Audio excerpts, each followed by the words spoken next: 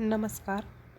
आज आपण BCom first या वर्गासाठी असणाऱ्या बिझनेस ॲडमिनिस्ट्रेशन या विषयामधील युनिट नंबर फर्स्ट व्यवस्थापनाची ओळख हे पाहणार आहोत. यामध्ये आपण व्यवस्थापनाची व्याख्या आणि व्यवस्थापनाची आवश्यकता हे पाहणार आहोत.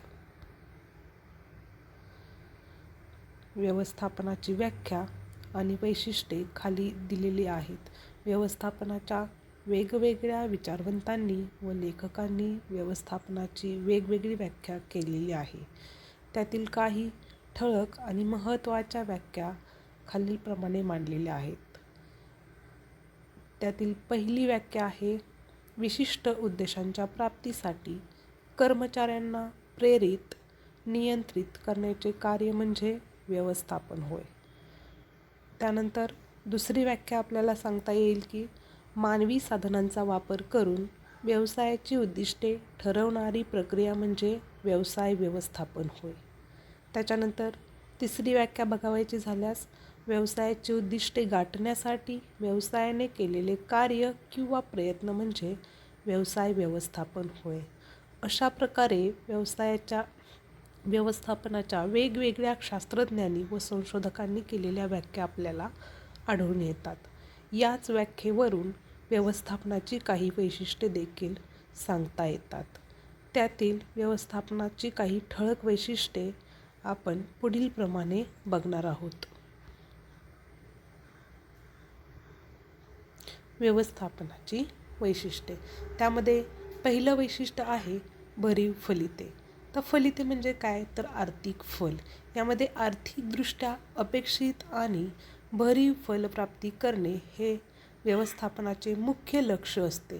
त्यामुळे साधनसामग्रीचा कमीत कमी वापर करून व्यवस्थापनाला कार्य करावे लागते. त्यातूनच व्यवसायाचे संपूर्ण यश साध्य होत असते. यामुळे भरीव फलिते हे व्यवस्थापनाचे एक महत्त्वाचे वैशिष्ट्य सांगितलेले आहे. त्याच्यानंतर दुसरं वैशिष्ट्य बघायचं झाल्यास इतरांकडून कार्य. तर मुळातच व्यवस्थापन जर बघितलं तर व्यवस्थापनामध्ये सर्व व्यक्तींचा समावेश करून घेतलेला असतो. त्यामध्ये कर्मचारी असू देत किंवा व्यवसायाचा कनिष्ठ अधिकारी असू देत आणि वरिष्ठ अधिकारी असू देत, या सर्व घटकांचा व्यवस्थापनामध्ये समावेश असतो. त्यामुळे व्यवस्थापनामध्ये इतरांकडून म्हणजेच सहाय्यक अधिकारी आपल्या कर्मचाऱ्यांकडून आपल्याला अपेक्षित कार्य करून घेत असतात. यामध्ये मानवी घटकाला जास्त महत्त्वाचे स्थान दिलेले आहे. त्यामुळेच व्यवस्थापन हे इतर घटकांवर अवलंबून असलेलं कार्य मानलं जातं. त्याच्यानंतर तिसरं वैशिष्ट्य बघावायचं झाल्यास प्रेरक घटक. तर मुळातच व्यवसायाची नियोजित उद्दिष्टे साध्य करण्यासाठी सहाय्यक अधिकाऱ्यांना आणि व्यवसायाच्या कर्मचाऱ्यांना कोणतेही काम कसे करावयाचे आहे याविषयीची प्रेरणा देणे गरजेचे असते. हे प्रेरणा देण्याचे काम व्यवसाय व्यवस्थापनाला करावे लागते. म्हणूनच व्यवसायाच्या दृष्टिकोनातून व्यवस्थापन हा एक महत्त्वाचा प्रेरक घटक मानला जातो. त्यानंतर चौथं वैशिष्ट्य बघावायचं झाल्यास नेतृत्व भूमिका. आता व्यवस्थापक म्हटलं की व्यवस्थापकाला व्यवसायाचा नेता असं मानलं जातं. प्रत्येक व्यवस्थापक आपल्या व्यवसायाला जास्तीत जास्त फायदा कसा मिळेल याकडे लक्ष देऊन काम करत असतो. यामुळे व्यवस्थापकाला आपल्या कर्मचाऱ्यांकडून अपेक्षित कृती करून घेण्यासाठी त्यांचे नेतृत्व करावे लागते.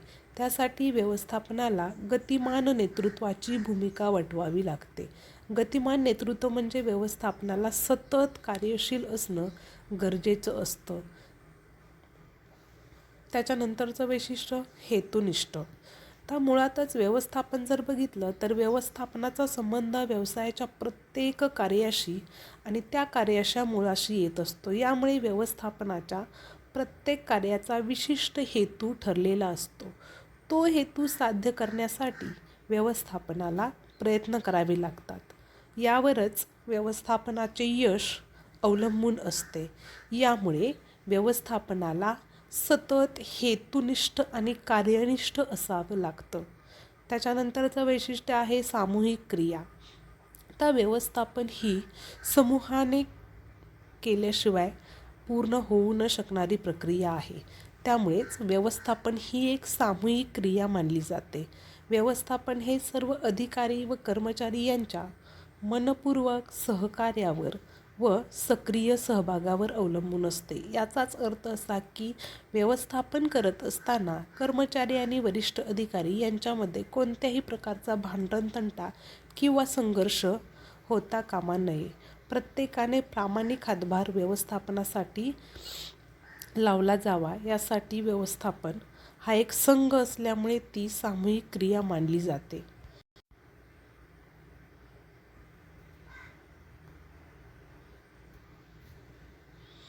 त्याच्यानंतरचं व्यवस्थापनाचं वैशिष्ट्य आहे सर्वव्यापकता.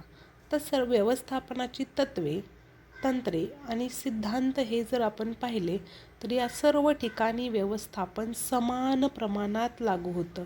व्यवस्थापनाचे सिद्धांत असू देत, व्यवस्थापनाची वेगवेगळी तंत्रे असू देत, मग ती आधुनिक तंत्रे असतील किंवा पारंपरिक तंत्र असतील किंवा व्यवस्थापनाची तत्त्व असतील. आता हेनरी फेयल या शास्त्रज्ञाने व्यवस्थापनाबाबतीत 14 तत्त्वे सांगितलेली आहेत.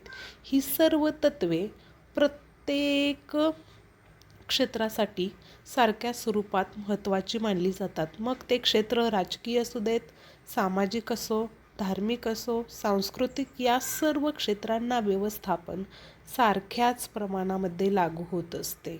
त्याच्यानंतरचं वैशिष्ट्य सांगावयाचं झाल्यास अमूर्त शक्ती. तर व्यवस्थापन ही डोळ्यांना न दिसणारी अशी अमूर्त शक्ती आहे. यामध्ये व्यवस्थापनाची ही शक्ती त्याची परिणामकारकता, फलप्राप्ती, गतिमानता आणि शिस्त यामधून दिसून येत असते. कारण व्यवस्थापक ज्या प्रकारे काम करत असतो त्यामधून त्याने केलेल्या कामाची परिणामकारकता दिसून येत असते आणि त्यातून अपेक्षित फलप्राप्ती झालेली आहे की नाही हे दिसून येत असते. त्याच्यानंतरचं वैशिष्ट्य बघावयाचं झाल्यास स्वतंत्र अस्तित्व. तर व्यवस्थापन हा व्यवसायाचा एक स्वतंत्र विभाग म्हणून कार्य करत असतोय. त्यामुळे व्यवस्थापन ह्या व्यवसायातील एक स्वतंत्र घटक असून त्याचे अस्तित्व देखील स्वतंत्र आहे. व्यवसाय आणि व्यवसाय व्यवस्थापन हे दोन घटक वेगवेगळे आहेत. व्यवस्थापनाला स्वतंत्र अस्तित्व म्हणून सार्वत्रिक मान्यता देखील आहे. कारण व्यवसाय हा व्यवस्थापनावरती अवलंबून असतो. ज्या प्रकारे व्यवसायाचे व्यवस्थापन चालेल त्याच प्रकारे व्यवसायाचा व्यवसाय चालत असतो. व्यवस्थापनाने ठरवलेली उद्दिष्टे साध्य झाली तर व्यवसायाला अपेक्षित यश प्राप्त होत असते. त्यामुळे व्यवसायाच्या दृष्टीने व्यवस्थापनाला एक स्वतंत्र अस्तित्व निर्माण झालेलं दिसून येते.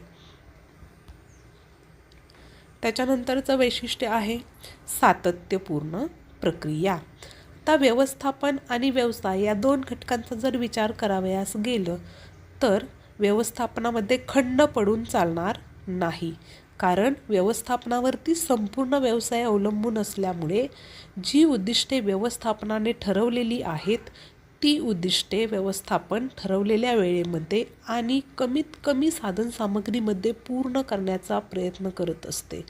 त्यामुळे व्यवस्थापन ही एक सतत चालणारी प्रक्रिया मानली जाते.